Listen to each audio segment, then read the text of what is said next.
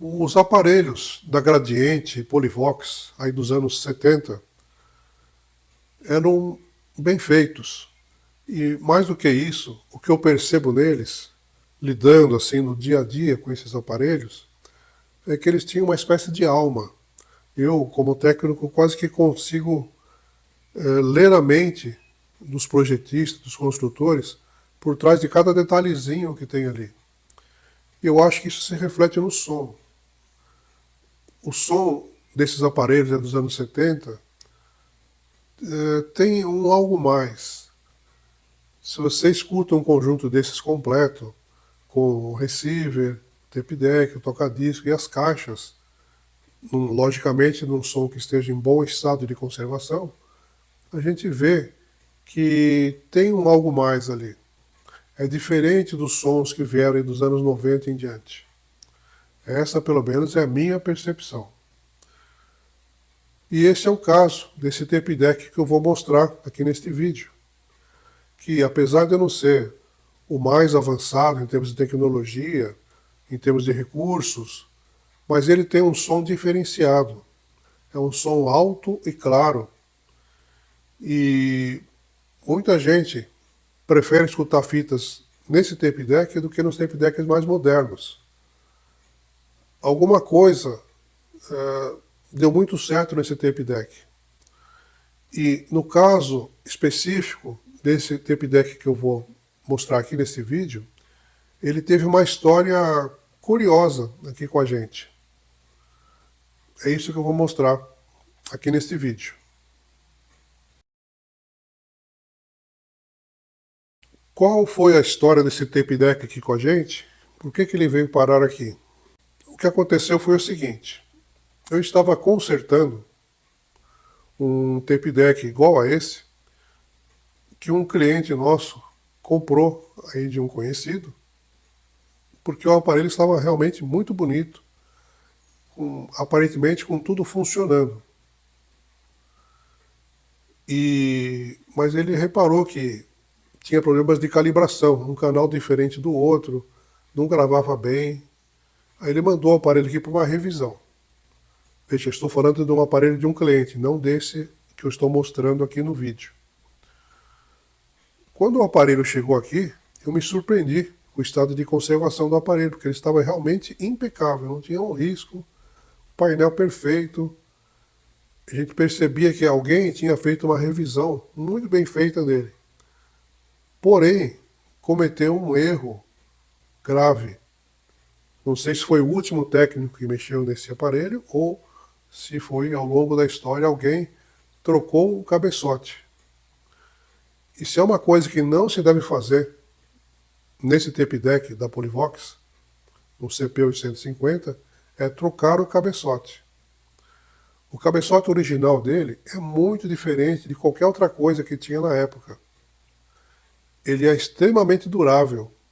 Ele tem uma saída, um volume de saída acima dos outros. Ele tem uma resposta de frequência excelente. Então, ele geralmente dura mais do que o próprio aparelho.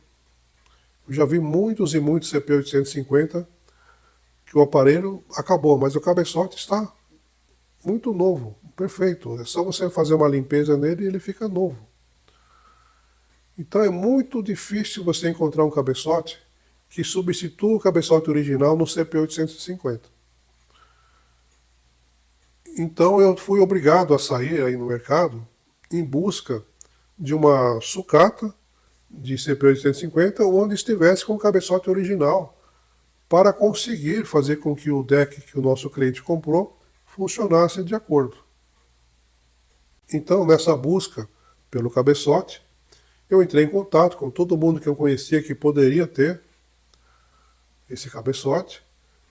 Também procurei em sites como o Mercado Livre, o LX, o Facebook Marketplace e por aí afora. Felizmente, um colega meu, que é técnico, se dispôs a vender um cabeçote retirado de um aparelho CP850 que ele tinha lá.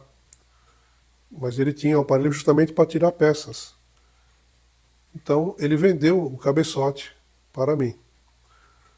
No dia que eu fui buscar o cabeçote, enquanto eu estava ali conversando com o colega, telefonou um cliente dele, um conhecido dele, oferecendo um par de caixas da Polivox.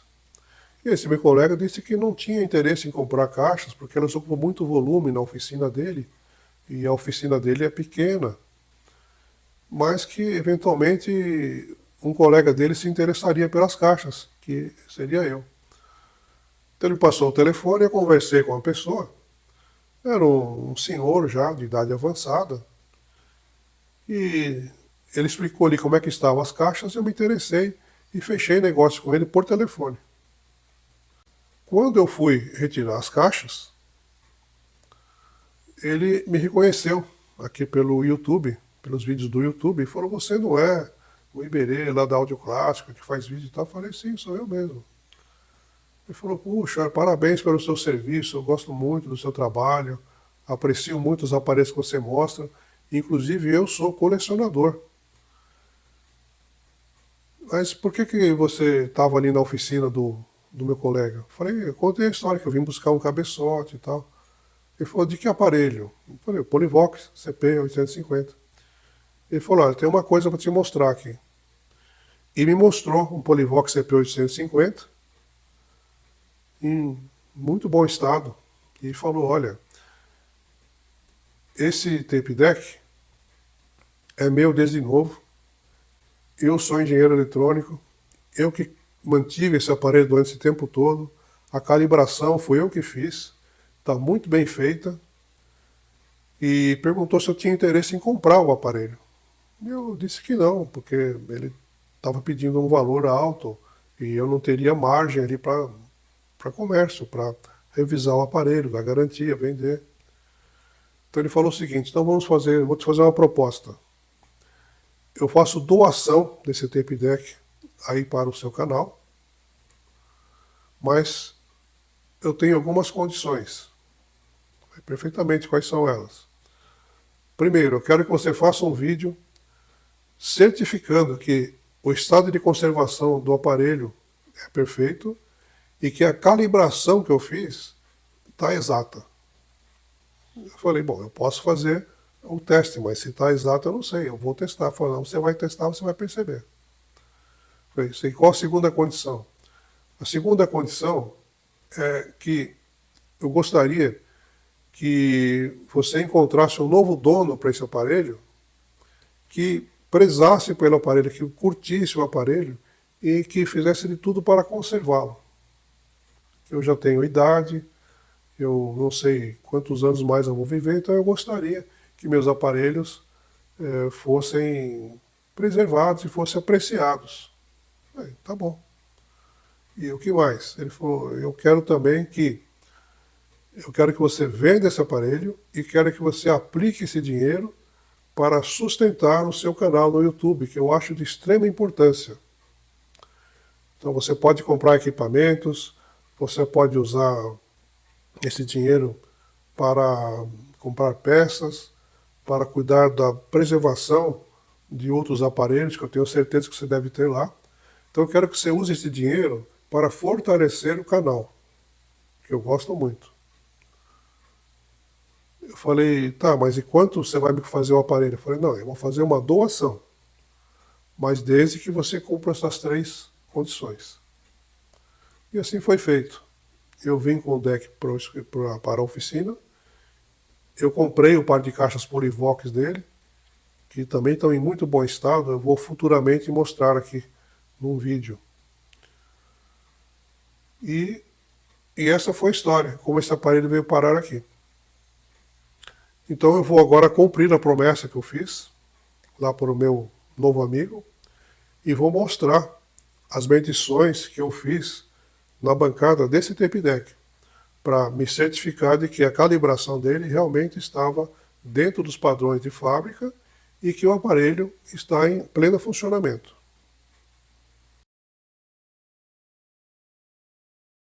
Na inspeção visual do aparelho, o que a gente percebe é que está tudo praticamente original, nem aparentemente nunca foi mexido.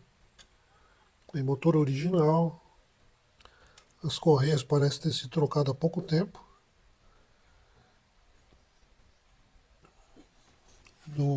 Aqui no painel frontal, ele está completo.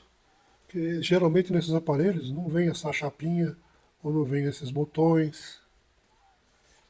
Não tem nenhum risco. O cabeçote original, parece estar em bom estado. A única coisa que eu notei aqui é na tampa. Deixa eu pegar aqui a tampa.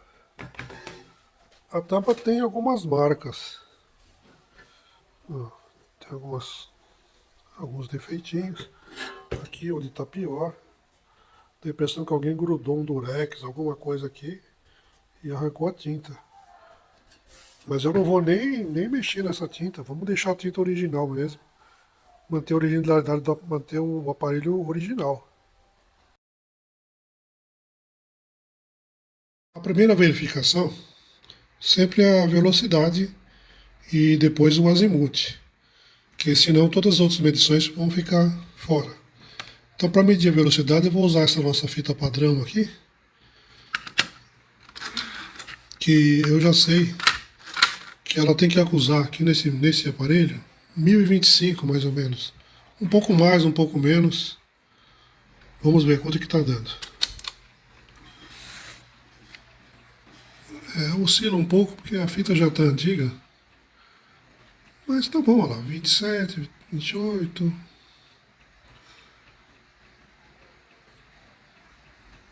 Tá ok, tá? A velocidade tá legal. No caso, eu estou usando aqui o multitester da escala de Hertz e estou ligando ele direto ali na saída, para não ter qualquer tipo de interferência. Vamos ver agora o teste de azimuth.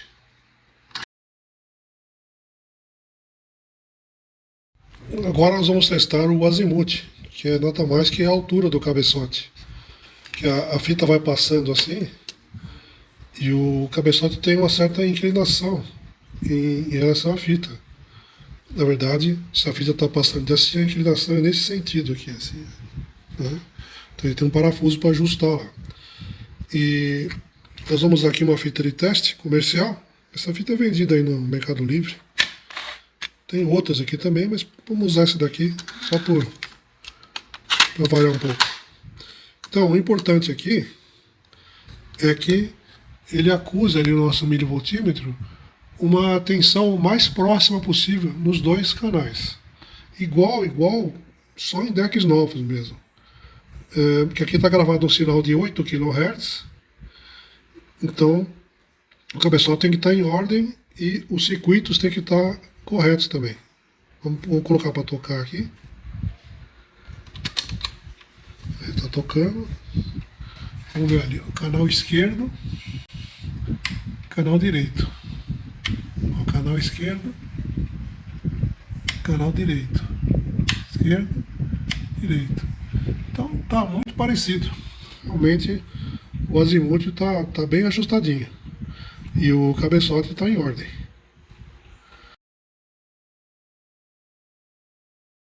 O teste agora é da precisão do VU. Então o fabricante indica que quando tá ali no sinal do Dolby, quer dizer, o 0 dB, tem que dar 1 volt na saída, 1000 milivolts. Então, nosso aparelho ali está ali, ó, em escala de 1 volt, está indicando 1 volt. Esse é o canal esquerdo, canal direito, canal esquerdo, canal direito. O teste é feito com uma fita qualquer aqui que possa ser gravada, colocado em modo de gravação aqui, sinal de pausa, e nós estamos ligando nosso milivoltímetro na saída. Então a calibração aqui do VU está perfeita, é aí mesmo que tem que ficar.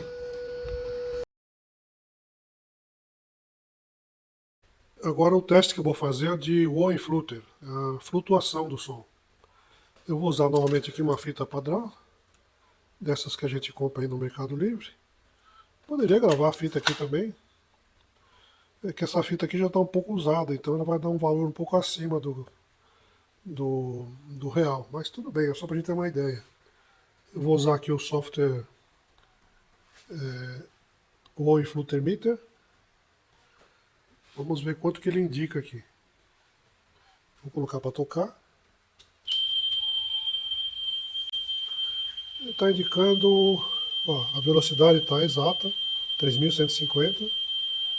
Está indicando, está variando aqui entre 0,21, 0,22, com picos de 0,4. Tá ótimo. Que a gente deve considerar que esse número aqui não é só do aparelho, é da fita, do aparelho que gravou a fita também. Então a gente pode praticamente dividir por 2 esse valor. Seria, vamos dizer, 0,11, 0,15, alguma coisa assim. Que está muito bom para um aparelho aí que tem quase 50 anos de fabricação. Então, isso significa o quê? Que o mecanismo está em ordem e a velocidade está corretíssima. Então está aprovado nesse teste. Agora vamos fazer o teste do nível de reprodução, o chamado 0VU, ou então de nível Dolby. Nós vamos usar novamente aqui uma fita comercial, comprada aí no Mercado Livre. Só que eu já sei que essa fita aqui, ó, ela é de 200 nanoweber, a 400 Hz. Mas eu sei que ela tem um canal que está 1 dB mais baixo que o outro. Ela vem assim, com esse defeito. Então, sabendo disso, a gente faz aqui os ajustes necessários. Então, com essa fita, tem que dar... Um dos canais tem que bater certinho ali no nível Dolby, ou seja, tem que dar 1 volt ali no nosso milivoltímetro. E o outro canal tem que dar 1 dB a menos. Poderia fazer com outra fita aqui, mas isso aqui acho que ilustra melhor assim a calibração do aparelho. Vou colocar aqui para tocar. Ele está com um sinal de 400 Hz. Olha lá, o canal esquerdo está com 1 volt certinho.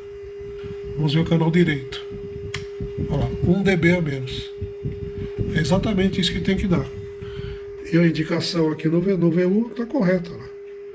O canal direito está no 0 e o canal esquerdo 1 dB a menos. Essa pequena oscilação que dá aqui é normal.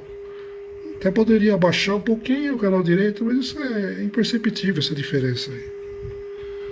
Então, o nível Dolby está perfeito.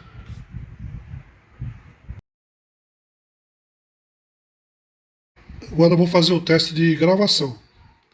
Bom, esse aparelho ele tem configuração aqui para fita normal, ferro cromo e metal.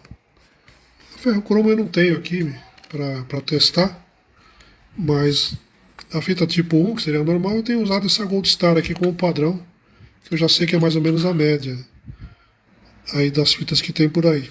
A fita de cromo eu vou usar essa SA60, que é o que eu também tenho usado, e a fita de metal eu vou usar essa BASF. Então, gravar em fita de metal para esses tape decks dessa época era um grande desafio.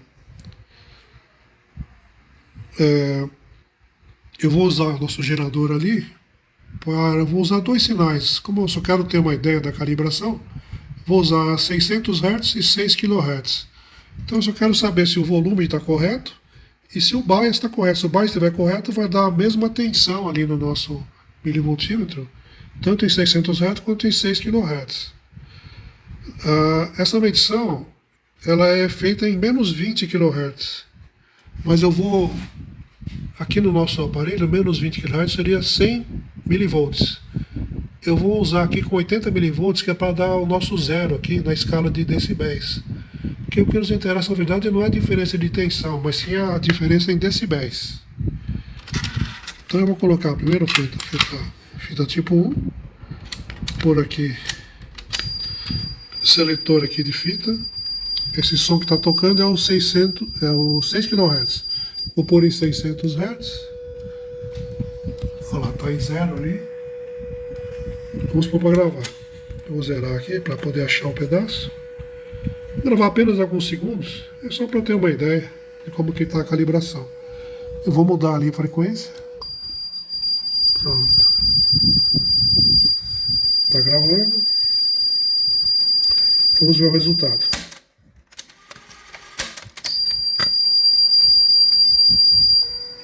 Ó, 600 Hz. Tá em 0 mais ou menos. Vamos ver o canal esquerdo. É a mesma coisa, tá dando mais meio. Perfeitamente assim. Aqui tá dando 0. 0 e 1, 0 e 1. Canal esquerdo tá um pouquinho mais baixo. Olha lá, o canal esquerdo tá com -1. Tá ótimo. Tá muito bom. Lembrando que esse aparelho tem um ajuste aqui de bias fine. Então você ainda pode ajustar um pouquinho o bias aqui. Vamos ver com a fita tipo 2. Fazer o mesmo teste. Vou colocar ali 600 Hz.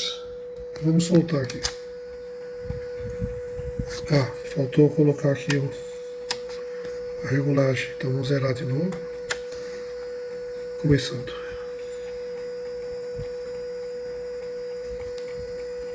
Aí já tá bom, vou jogar os 6 kHz.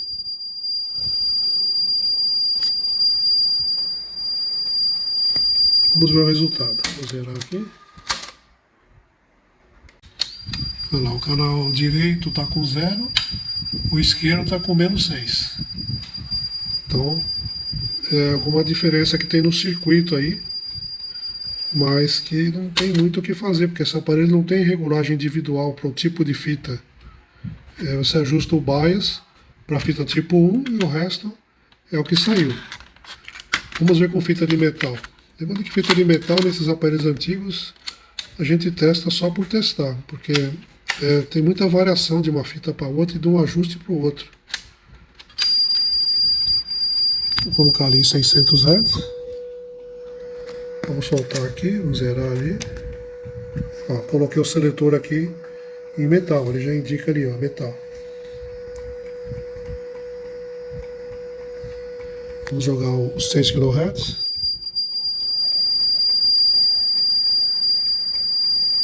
Tá gravando.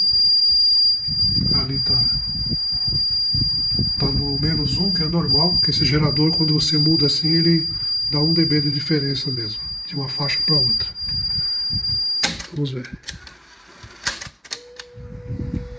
Ó, tá dando -4 e -3.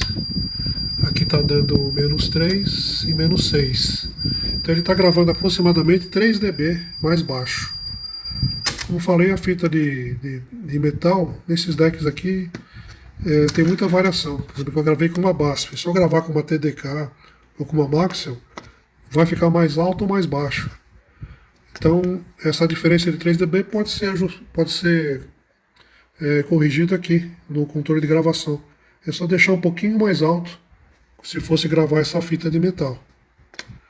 Então, de maneira geral, eu diria que, guardadas aí as devidas proporções, que trata-se de um aparelho antigo.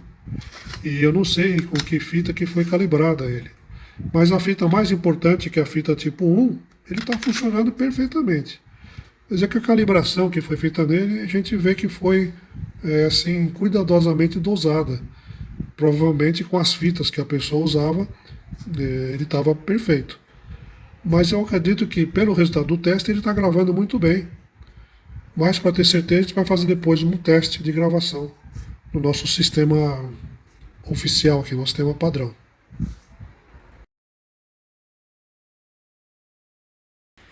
Eu vou gravar com uma fita comum mesmo, a fita tipo 1, usar aquela mesma que a gente testou na bancada, que essa eu já sei que o aparelho está calibrado com ela. Vamos colocar aqui, vou zerar ali, vou colocar aqui em gravação.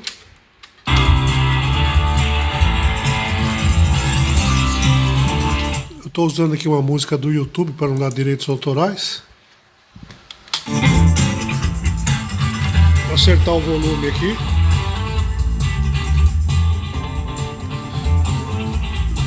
Evitar que ele entre no vermelho. Se passar de vez em quando não faz mal. Pôr para gravar. Agora ele está gravando. Canal esquerdo. Canal direito.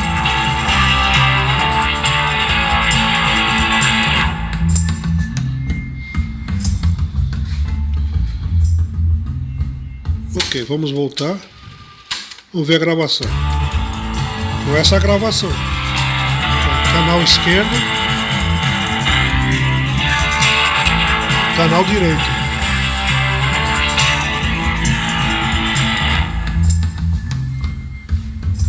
Então, conforme eu esperava, ele gravou.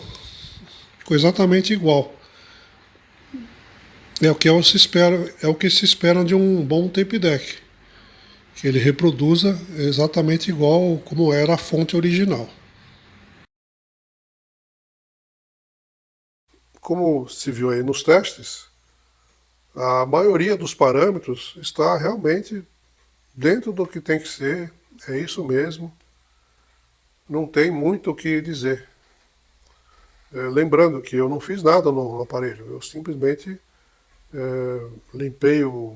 fiz uma limpeza no rolo pressor, cabeçote, e mais nada.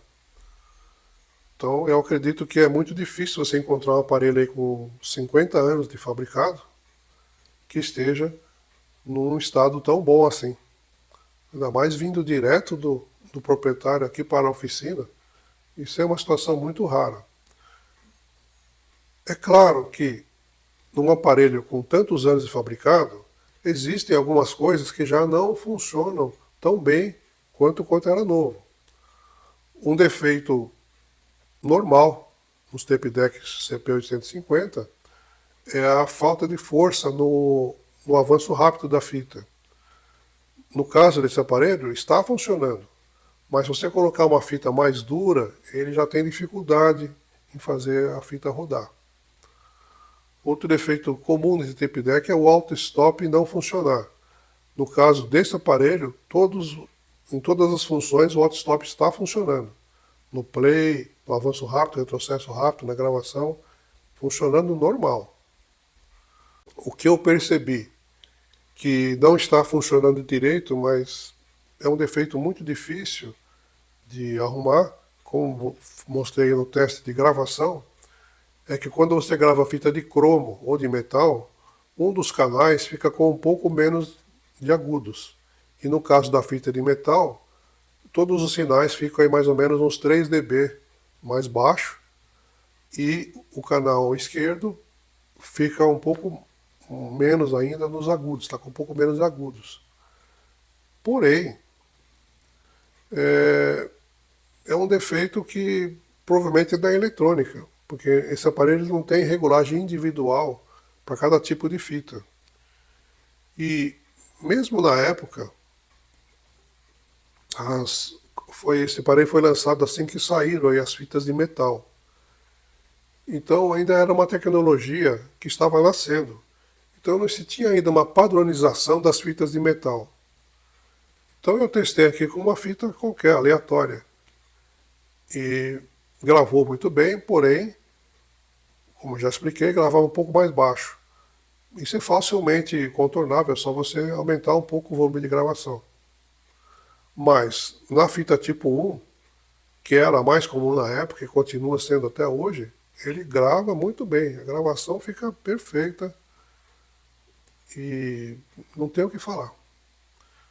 Então, eu posso dizer lá para o meu novo amigo que a calibração que ele fez e a conservação que ele fez realmente são dignos de um profissional.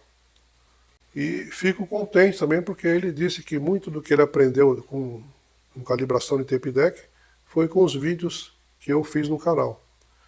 Então foi uma situação muito gratificante para mim e certamente eu vou encontrar sim alguém que vai curtir esse aparelho e vai dar a ele o devido valor e vai saber apreciar o som bonito que ele tem.